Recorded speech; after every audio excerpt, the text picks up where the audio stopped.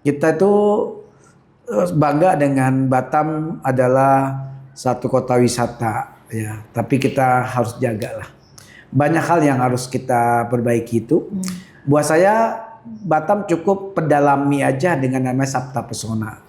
Aman, tertib, bersih, sejuk, indah, ramah tamah, kenangan. Cukup itu saja.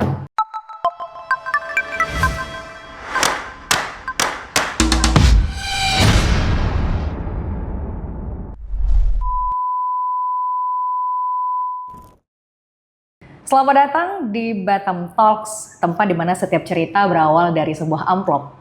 Kami membukanya satu persatu untuk Anda yang ingin tahu dan ingin terlibat bersama saya, Sarah Rayangga. Di tangan saya sudah ada 4 amplop bersama satu orang narasumber yang berkompeten di bidangnya, yaitu Bapak Surya Wijaya. Kalau kita browsing di Google banyak banget prestasinya, bukan nama baru, tapi nama lama yang terus berkembang dan membumi. Bahkan waktu pandemi COVID-19 kemarin saja, orang semua tiarap bisa-bisanya bawa wartawan ke luar negeri. Rame-rame pula, hanya untuk menjaga ekosistem kepariwisataan. 4 amplop ini akan kita share, silahkan Bapak nanti memilih. Ada amplop A, sok-sokan ini ya Pak ya, pakai amplop ya Pak. A, B, C, D, dan terakhir adalah amplop bonus. Kamu mau yang mana? Oke, nggak apa, saya selalu... Ambil 2 ya Pak? Ya, saya nggak pernah percaya dengan urutan gitu. Ya, saya juga ngambil dengan di B dan di D. Di D. Wow, waduh, seneng banget ini. Kalau nanti durasi masih panjang, kita buka yang plus-plus ya Pak? Siap. Oke. Berarti Bapak tadi awalnya B ya Pak? Ya. Kita buka pertanyaannya. Jadi ngomong-ngomong, para netizen yang baik hati dan budiman, Pak Surya ini Sarah kenal tahun 2018 ya Pak ya? Ya, 2018. Waktu itu belum pandemi. Jadi banyak event yang sudah beliau gelar seperti kerjasama tourism untuk Johor dan Batam, kemudian pariwisata bangkit yang paling gong ya Pak di pandemi COVID-19, dan juga ada apa tuh Pak? Archery. Ya. Lalu juga ada Bapak ajakin seluruh Wisman rally ya Pak ya ke Pulau Bintan. Terdekat apa Pak? Terdekat kita lagi kerjasama dengan pemerintah Malaysia. Oh ya. Kebetulan dipercaya sama Tourism Johor. Itu event kita Family Rally Wisata menjadi event pembuka Visit Johor 2026. Wow. Kapan Pak? Agustus ini. Oh, bulan depan ya Pak ya? Ya, tanggal 15 sampai 17 Agustus. Batam tuan rumah? Enggak, kita di Johor. Nanti di tahun 2026 akan bergantian. Mereka yang datang sebanyak 50 family akan membawa mobil di Batam dan Bintan. Pakai Roro? Enggak, mobilnya kita dari sini. Sama seperti kami yang 15-17 ada 50 family, itu akan disiapin mobilnya di sana. Jadi kita datang sudah disiapin. Nah, jadi kita senang ya bahwa konsep kita itu diadopsi. Nah, itu disupport sama mereka. Based on story yang mana nih Pak ya sampai kita kerja sama Johor? Pada waktu itu pemerintah Johor kan selalu membuka peluang untuk siapapun yang mau mencoba berdiskusi dan berkolaborasi. Nah, apalagi mereka ini kan sedang mempersiapkan untuk visit Johor 2026. Makanya saya presentasikan pertama itu by phone saja. By phone tuh kayaknya keren nih gitu. Langsung saya diundang datang presentasi di kantornya dan tidak butuh waktu lama. Mereka langsung menyatakan mengambil konsep ini untuk jadikan event pembuka Visit Johor 2026. Kayak di Johor kurang ya Pak orang-orang kreatif kayak. Iya, benar. Kalau saya sih bilang kita bangga ya SDM secara kreativitas. Kita Indonesia itu jauh lebih kreatif. Iya. Dibandingin teman-teman di sana ya. Iya. Nah, harusnya itu kelebihan yang kita punya itu. Oke. Udah kebuka Pak? Oke, siap. Good luck ya Pak untuk Agustus nanti. Mudah-mudahan targetnya mencapai. Amin. Pak, pertanyaan pertama. Ini B ya Pak? Tapi memang masing-masing amplop ini beda-beda pertanyaannya. Oke. Apa aturan yang paling membingungkan yang pernah Bapak hadapi dalam mengelola wisata lintas negara? Kok cocok sih Pak? Kok ini random? Iya, kayak ada diatur ya. Iya. Nah, ini menarik ya. Jadi teman-teman juga sobat wisata dimanapun berada, saya juga terima kasih nih. Jadi yang pertama nih, Iya, kita perdana, bicara Pak. perdana ya tayang. Pertama ini kita bicara dua border yang paling dekat, yaitu Singapura dan Malaysia, terutama Johor Bahru. Iya. Nah kan harusnya ini border dimanfaatkan dengan baik.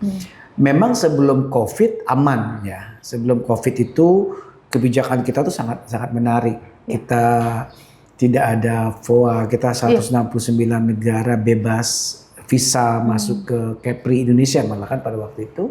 Jadi sehingga dengan kita tuh punya prestasi ya yang sampai hari ini dinyatakan prestasi. 2,8 juta wisman datang ke Kepri itu pada waktu itu sebelum COVID ya. Yang harusnya kita lebih itu targetnya gitu. Tapi it's okay, itu membuat tentu banyak. Nah dengan waktu itu juga secara nasional kita di 16 jutaan. Ya pada waktu itu gitu. Nah kita nomor 2 setelah Bali. Ini masuk bicara kesulitan ya terkait Aturan yang paling membingungkan. Iya, yang sebenarnya kalau dari dua border ini ya Sarah ya.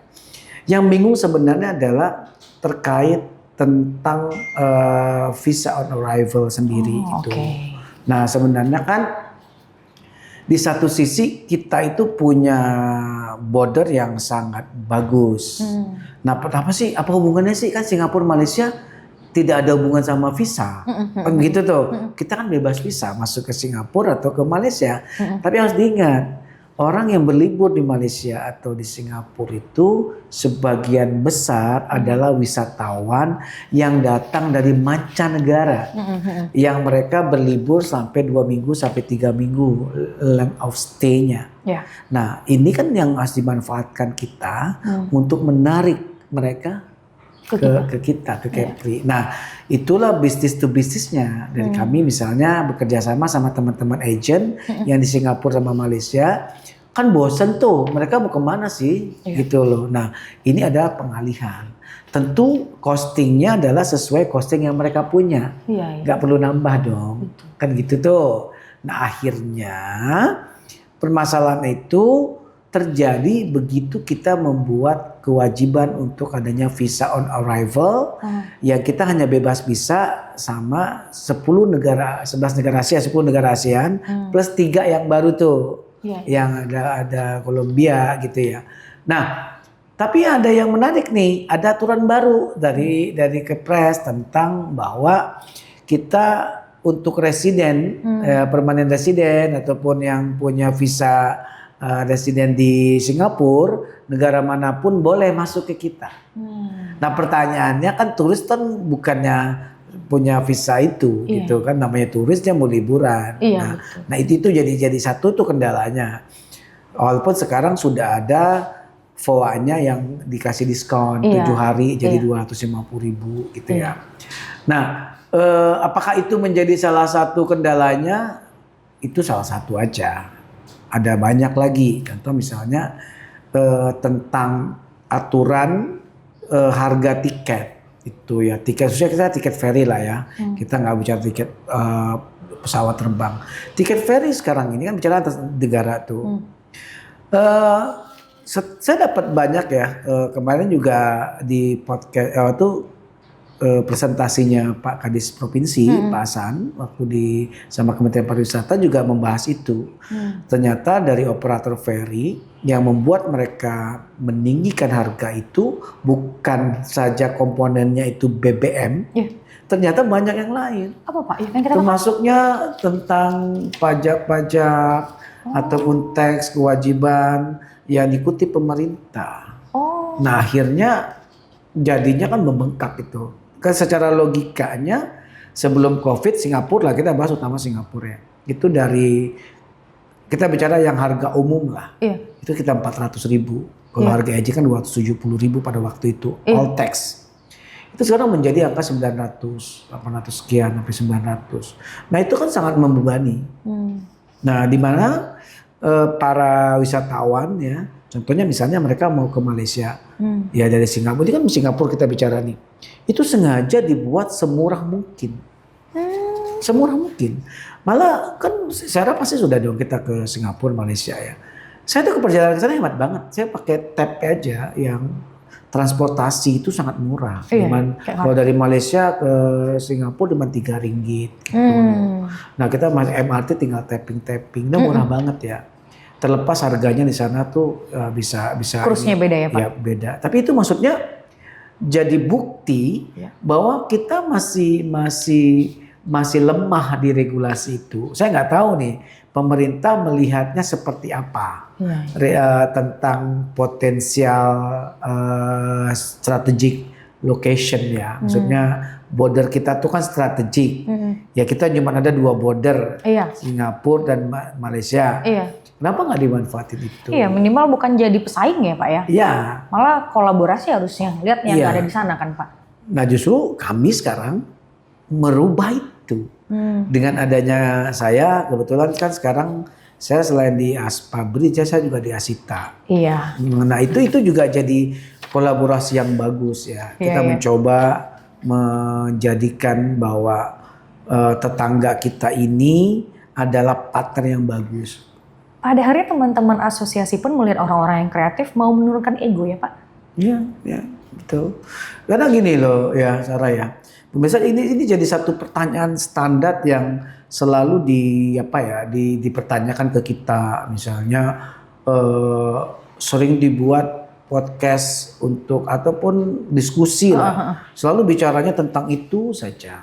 Yang dari kita merasa ini gimana sih sebenarnya? Nggak kelar-kelar ya Pak? Nggak kelar-kelar gitu loh. Nah itu satu ya. Berarti jadi dari sisi regulasi yang membingungkan kita itu adalah bagaimana kita tidak melihat bahwa akses ataupun regulasi yang sangat simpel yaitu terkait tentang kebijakan pengaturan harga tiket, terus adanya visa on arrival yang secara ini ya signifikan itu nggak dirasakan penting itu loh.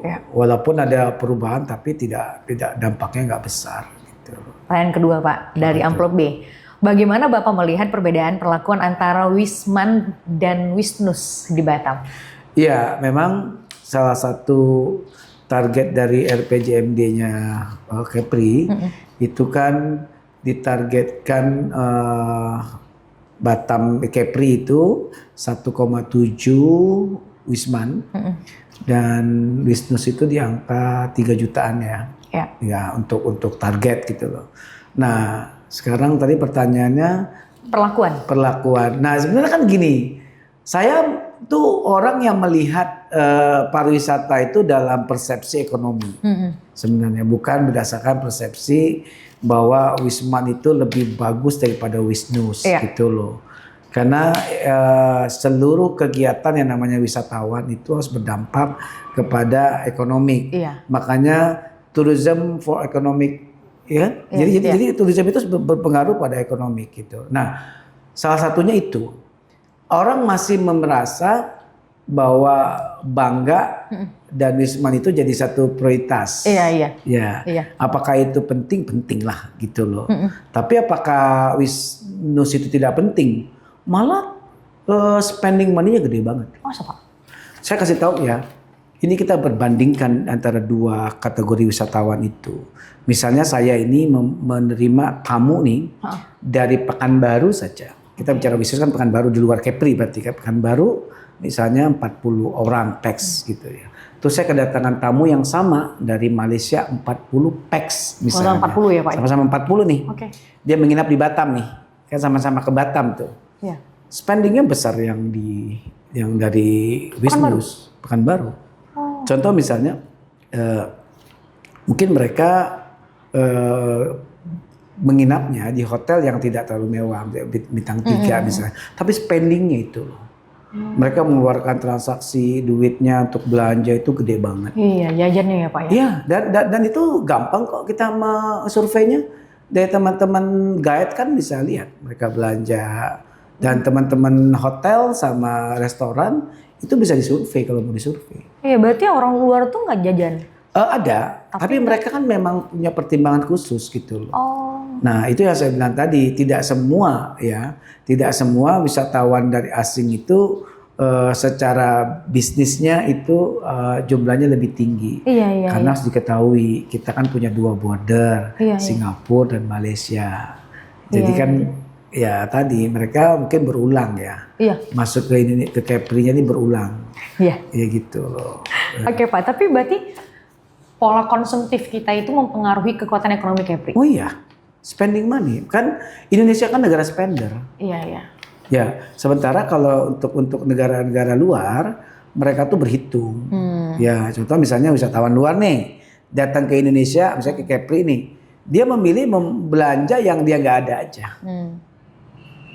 Yang dia nggak ada. Oke. Kalau kita kan nggak udah ada pun dibeli juga. Iya, karena kita lebih Ini unik nih, ini lucu bagus nih, gitu, Pak, padahal ya. kita sudah ada. Iya, Nah, itu betul. jadi kita negara spender. Makanya, sedikit, kalau orang Indonesia kalau ke luar negeri seneng banget TL-nya, guide-nya. Karena belanjanya banyak. Iya. Semua dibeli. Iya, pemandunya juga, guide-nya juga dapat. Yes. Yeah. Tadi yang ketiga Pak, seberapa besar peran pemerintah pusat dalam kebijakan wisata Batam? Ya saya kalau bicara jujur apa enggak nih? Jujur dong, Pak. Iya. Kalau menurut saya gini ya, desain pariwisata Indonesia ini agak rancu ya.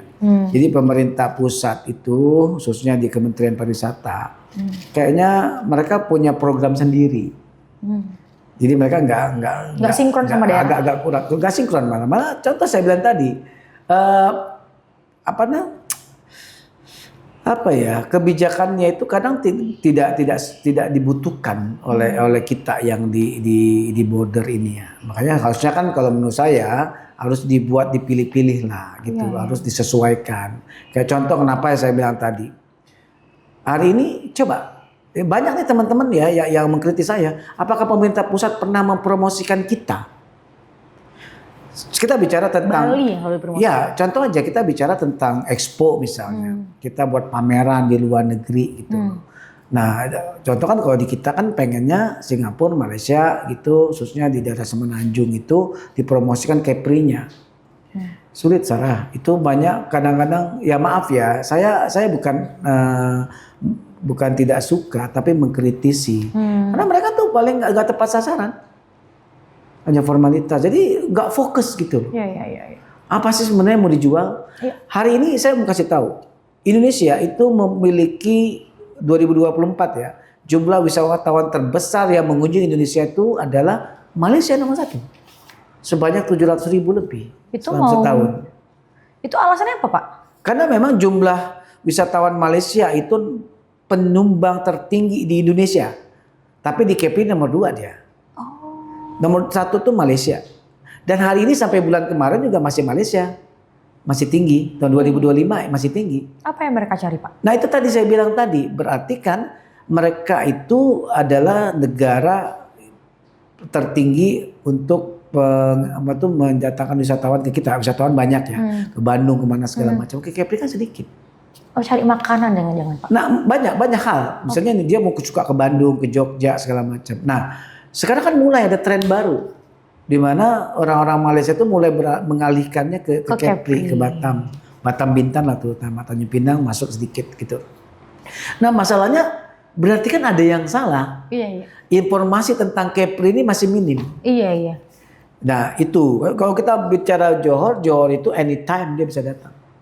Singapura anytime dia datang. Berarti kan harus promosinya kan nggak di sini, di Semenanjung sana, Perlis, Pahang segala macam, Selangor. Nah itu yang harus dilakukan. Pemerintah pusat memang berjalan sendiri-sendiri kok.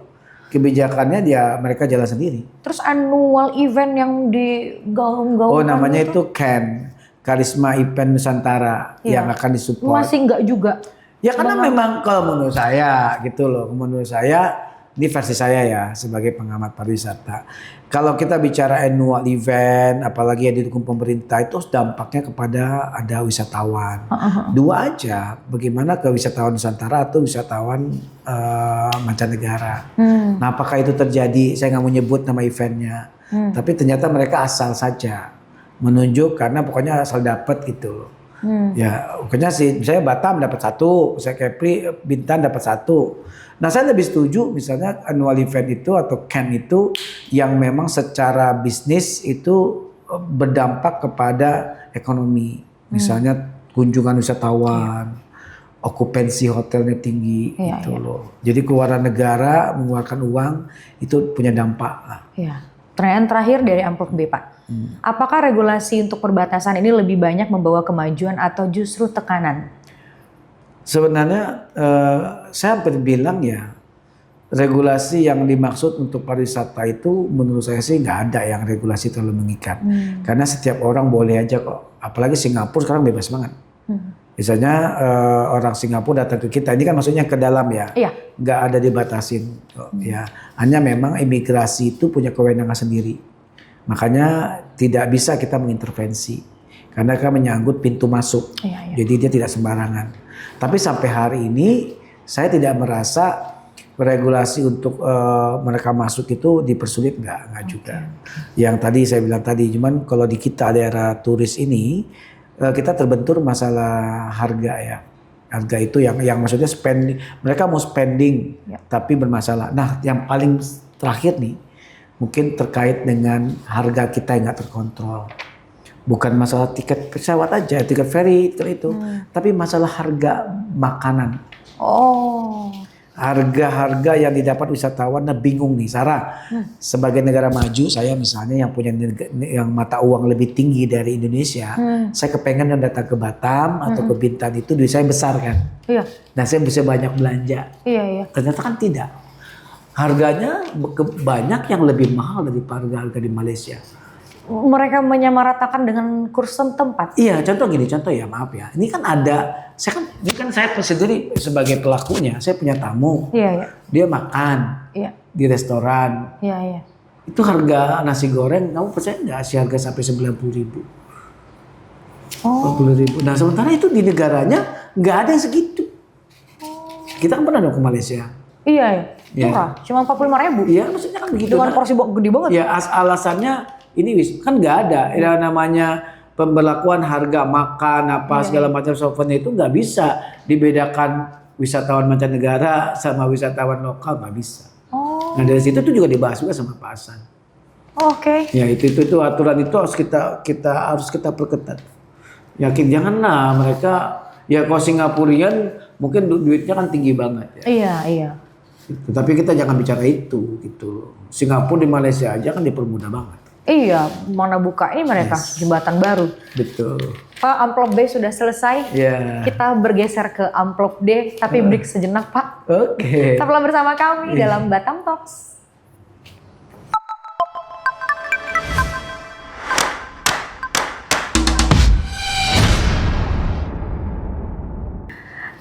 Netizen, ini adalah amplop D.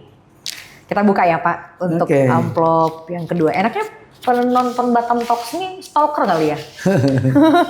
Dikasih nama. Amplop D kita nggak pernah tahu. Maksudnya gini, ada yang nulis Pak Cemara nggak tahu nih Pak. Amplop kan diacak gitu kan Pak tadi. Cuman kok bisa cocok gitu Pak?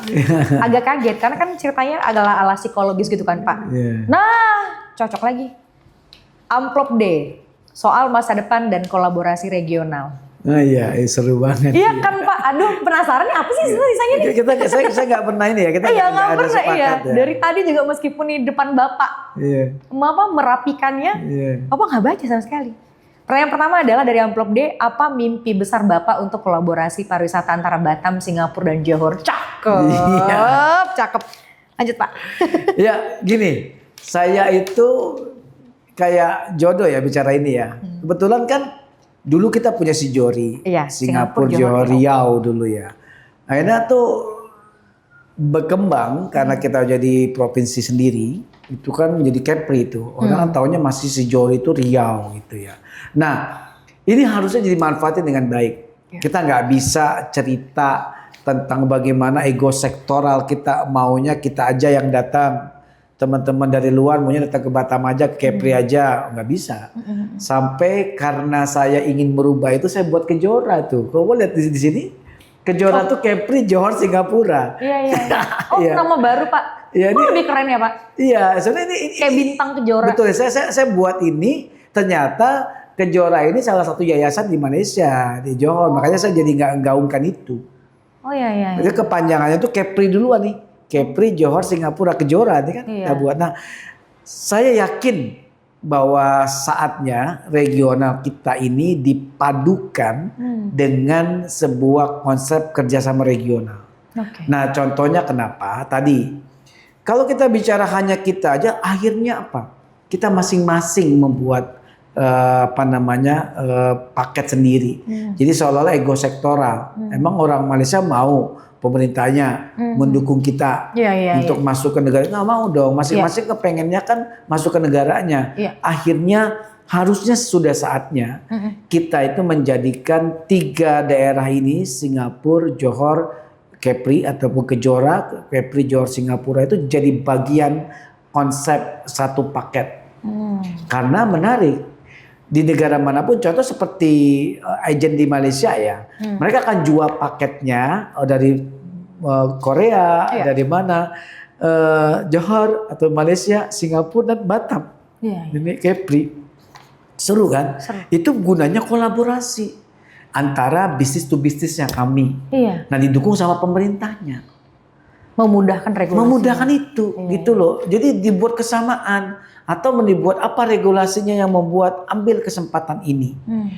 Jadi bahwa gini loh, paket itu harusnya punya standar paket turnya. Jadi bagaimana mempermudah, nanti kita berikan kesempatan mereka si tamu untuk explore. Biar matching ini. Kalau nggak kan susah, Sarah. Kita bicara tentang regional tadi, konsep Kejora, Kepri, Johor, Singapura harusnya dijadikan jadikan satu buah paket, sama-sama win solution. Nah saya nggak tahu maunya seperti apa pemerintah. Apakah menganggap ini sebuah kesempatan? Tahu target 1,7 buat saya tuh lucu. Harusnya Kepri ini harus targetnya 5 juta. Kenapa gitu Pak? Kan tidak semua angka itu beneran wisman. Mungkin ada yang mau sekolah. Iya nggak, makanya kan ini kan targetnya bisa ada perhitungan dari BPS sendiri. Maksud saya itu harus targetnya 5 juta. Target 5 juta tuh realistis kok. Iya. Kenapa? Ya kita semua bergerak. Mulai dari eventnya, mulai dari paketnya. Apa kita bicara regional tadi? Bareng-bareng tuh. Bareng-barang semua berkolaborasi. Iya kan? Jadi dapat semuanya, termasuk juga orang Indonesia kan banyak tuh wisatawan dari daerah, berbagai daerah datang ke Batam sebagai hub. Kita ajak juga mereka ke Singapura, kan terjadi sekarang ini. Sekarang kan udah terjadi. Kita buat dari Medan dulu ya, dulu nih Sarah sebagai jadi. Sekarang udah nggak jadi hub lagi. Iya. Batam nggak jadi hub lagi. Dulu enak tuh kita orang mau ke Singapura, ke Malaysia kan melalui kita. Iya. Benar? Tapi kayaknya bandara lagi bikin itu dong Pak. Iya tadi kan terkendala di pricingnya. Iya juga lagi. Ya maksudnya gini loh, sekarang gini ya, saya sekali satu kesimpulan. Orang dari Pekanbaru berangkat ke Malaysia tuh direct sudah. Lebih murah. Iya betul. Nah sekarang kita mau ngapain? Nggak jadi hub lagi kan. Kalau kita membuat tadi konsep Kepri, Johor, Singapura, kita samakan dulu. Yakinkan dulu bahwa kita ini sama. Satu persepsi. Bagaimana mengembangkan itu. Kalau nggak bisa, Sarah. Iya. Ya kalau masih mahal begini, nggak jadi hub. Jadi kan harapannya Singapura dan Malaysia ini, Johor terutama, berharap apa? Berharap kita juga bantu mereka. Dan dari Medan, dari mana yang datang ini kan bisa ke sini. Supaya mereka mau ke Batam dulu. Penerbangannya murah ke sini. Terus mereka bisa belanja di sini. Batam kan banyak juga yang didatengin. Kita kan berbeda dengan daerah lain. Gitu loh. Baru ke Singapura dan Malaysia. Oke Pak. Kedua, menurut Bapak, apakah konsep wisata tanpa batas mungkin terjadi nggak di dalam masa depan? Harusnya ya. Berapa tahun lagi Pak? Dulu saya pernah memprediksi tentang media sosial, maksudnya tentang online nih, termasuk juga koran gitu loh. Iya. Dulu kan setelah waktu 2015 itu kita masih belum yakin Ada online itu Iya. akan hidup, walaupun sudah ada pada Iya, waktu itu betul, ya. Pak. Tapi Nggak booming. kita nggak yakin. Termasuk juga pariwisata. Dulu orang datang untuk tour itu jalan-jalan datang ke kantor travel agent. Sekarang nggak ada lagi. Single trip. Udah tinggal bisa udah lihat di media sosial semua. Iya kan? Iya. Oke, sekarang kita bicara lagi tentang keyakinan tanpa batasi, tanpa celah gitu. Singapura sudah melakukannya sama Johor Bahru. Di mana akses dia di Johor Bahru itu, Johor itu adalah imigrasi tersibuk di dunia. Iya. Satu hari 300.000 orang lebih Betul. melakukan transaksi, kegiatan pulang pergi, in out. Nah, mereka kan tidak menghitung jumlah wisatawan berdasarkan cop pasport. Kalau cop pasport berapa puluh juta, Iya. tapi berdasarkan yang stay. Kalau di luar negeri, kalau kita kan enggak. Iya, Kita masuk aja di cop itu udah dihitung. Iya. Nah, kayak di Indonesia dihitung begitu. Makanya Pak bilang 5 juta harusnya ya Pak ya. Iya, makanya kalau kita maksudnya tuh harus lebih keren Iya, gitu loh. iya. Nah, apakah nanti akan ada? Saya rasa betul ya. Kita nggak usah tahu jauh-jauh. 2030 ini aja, saya melihat itu sebuah potensi lagi bagaimana teman-teman di travel agent aja sudah mulai bingung. Karena orang udah banyak berliburan tanpa menggunakan jasa travel agent. Merinding Pak. Ya, itu jadi satu itu nggak bisa dihindari. Oh ini gara-gara KTT20 ya pernah diprediksi kan waktu pas pandemi COVID-19 waktu di Bali. Iya, memang udah trennya udah berubah. Baiklah Pak, kita ke pertanyaan ketiga. Jika Bapak bisa kirim surat ke Menteri Pariwisata, pasti bisa ya Pak? Iya. Bapak akan bilang apa soal Batam? Sesingkatnya Pak. Sebenarnya saya udah nggak mau bikin surat lagi, tapi kalau saya diminta untuk menulis surat, saya hanya bilang kalau mau mengembangkan meniat bahwa potensi pariwisata di Indonesia ada dua hal. Kita tidak bisa menyamakan, setiap daerah punya potensinya masing-masing.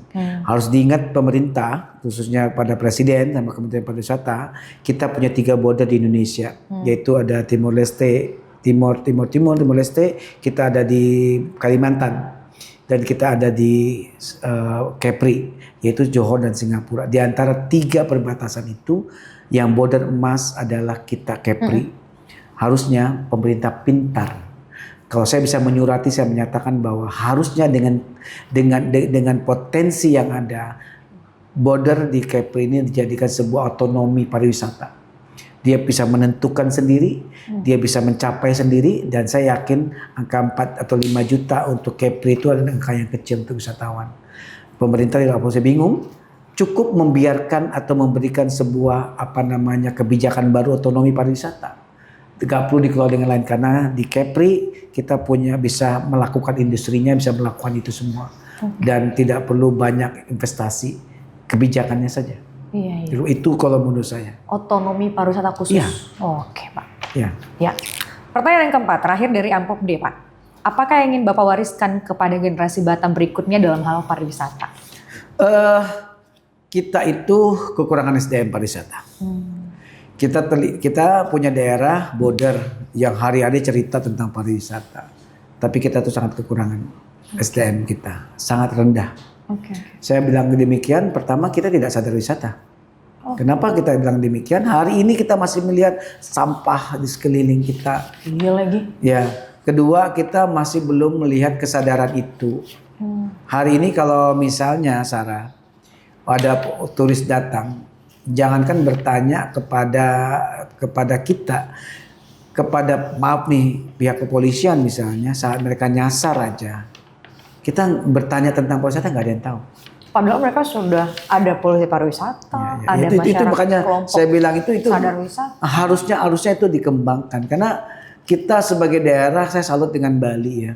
Jadi semua orang tuh bisa gitu. Nah saya ingin punya Kepri ini punya SDM pariwisata yang mumpuni lah, yang mengerti tentang itu, dampak dan apa yang dirasakan.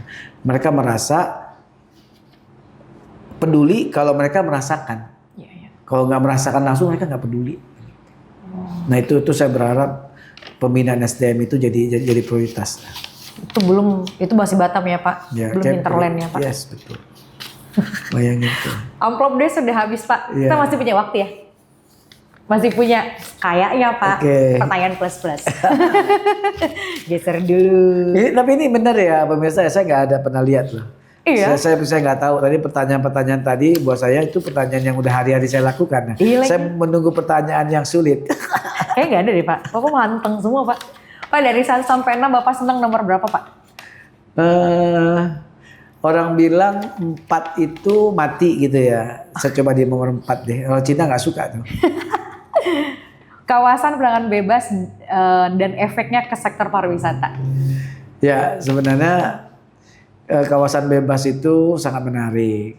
Karena di pariwisata itu kan bicaranya kan perjalanan. Iya. Ya, semakin bebas ya, semakin banyak orang berwisata. Jadi saya mendukung. Oke, Pak siap. Iya. Sisa nih Pak, pertanyaan selanjutnya Pak, Bapak pengen nomor berapa? Diacak aja Pak. Soalnya ada 6 pertanyaan bonus loh Pak, Bapak udah menghabiskan 8. Iya, saya minta nomor 1 lah. Perizinan usaha pariwisata untuk pelaku lokal, mudah apa sulit Pak? Lihat kita terlalu mudah malah. Cakep. Ini syaratnya lah apa banyak semuanya Pak ya? Iya.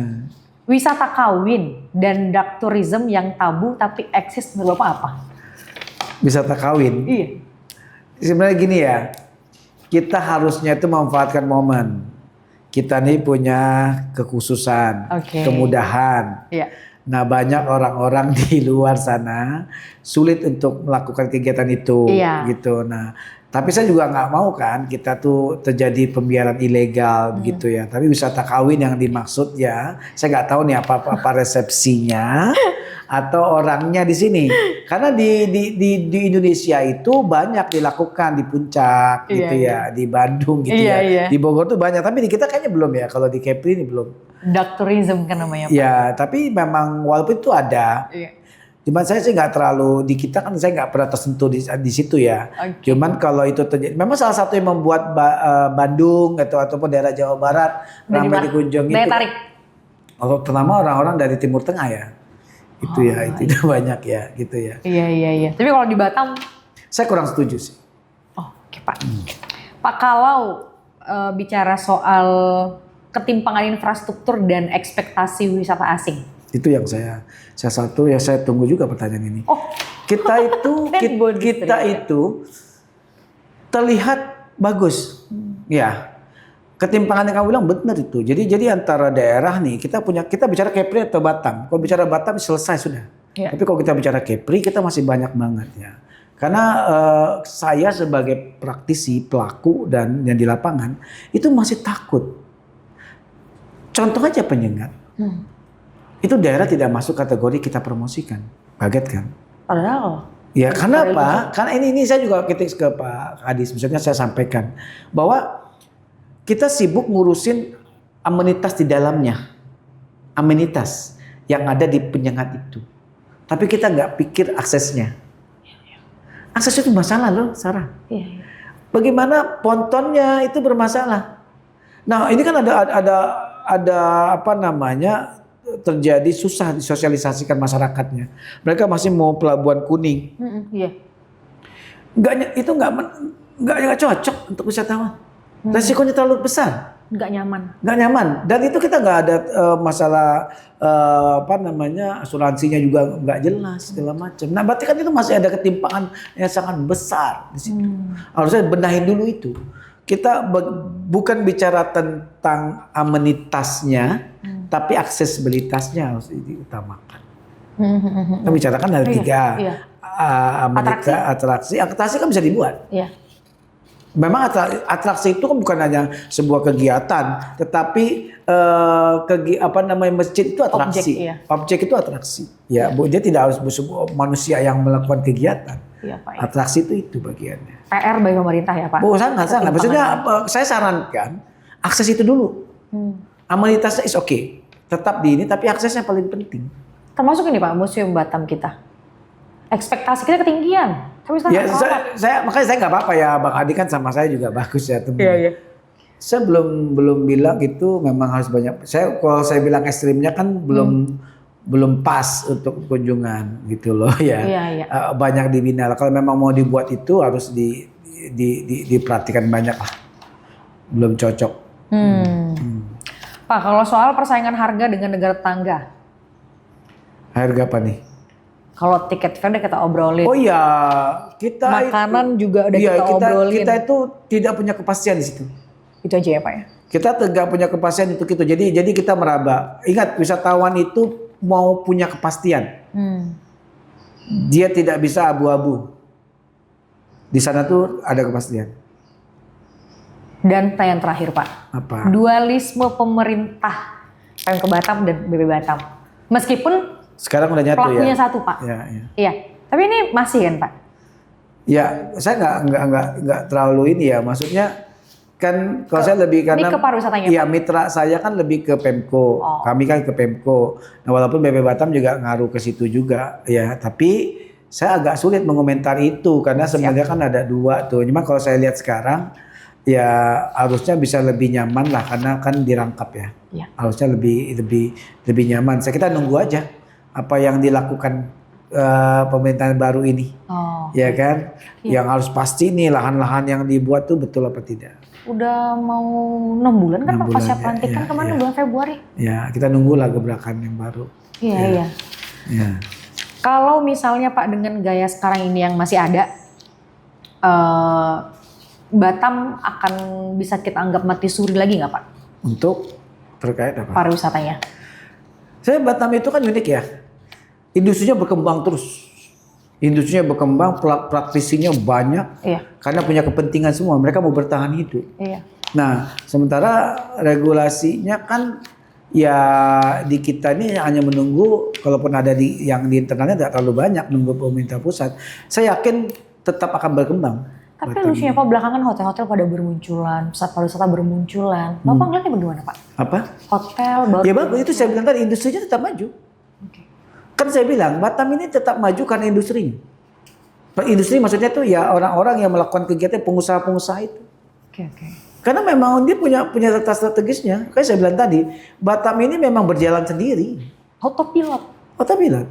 Gitu. Jadi nggak usah khawatir, pemerintahnya cukup membangun regulasi aja. Sama Karena SDM.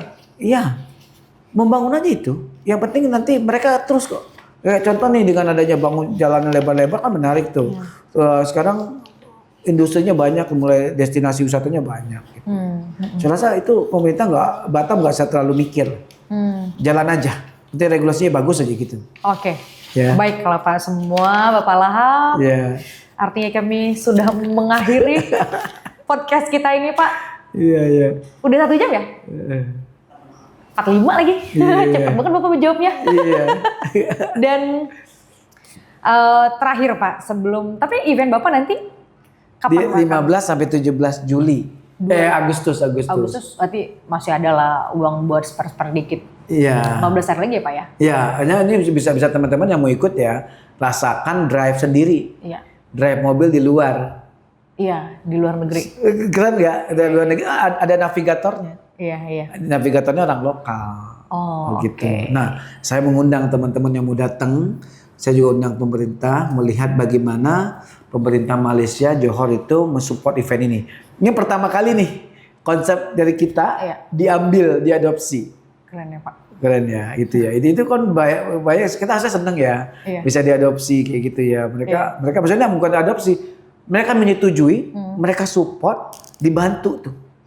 Gala dinernya, ada pialanya, seluruh stop pointnya itu diarahkan untuk support event ini. Iya. Ngedaftar di mana Pak? Hah? Daftar. Daftarnya bisa di kita, di saya, di teman-teman travel agent mana aja bisa ada. Di Asita terutama kan sebagai induk organisasi yang menaungi saya juga itu juga bisa, kita akan berkolaborasi dengan Asita sama Pemprov provinsi. Nah, saya senang karena bahwa ternyata itu walaupun kita untuk menjadi figur, kita mau berdiskusi sama teman-teman itu nggak perlu harus ada batasan lah, nggak perlu harus jadi ketua ini, kita semua sama. Gitu. Nggak perlu pakai urat ya Pak ya? Yes. Gitu. Pakai otak aja. Yes. Ya, berbuat gitu. ya Pak. Terakhir Pak, satu kalimat untuk masyarakat Batam. Ya, kita itu bangga dengan Batam adalah satu kota wisata ya, tapi kita harus jaga lah. Banyak hal yang harus kita perbaiki itu. Buat saya Batam cukup pedalami aja dengan namanya Sabta Pesona. Aman, tertib, bersih, sejuk, indah, ramah tamah, kenangan. Cukup itu saja. Kita nggak usah bicara yang lain. Sebagai masyarakat jaga itu saja. Udah aman, udah bersihkah kita? Sudah tertibkah kita? Sejukkah kita dalam konteks bahwa kita bisa nyaman, indah, ramah tamah? Terakhir adalah kenangan. Orang kalau sudah merasa terkesan akan balik lagi. Iya, ada memori yang mereka kenang. Yes, itu. Baiklah para netizen, udah sampai di ujung perjumpaan. Iya. Dan inilah dia Batam Talks, sebuah cerita dari Amplop. Bye-bye.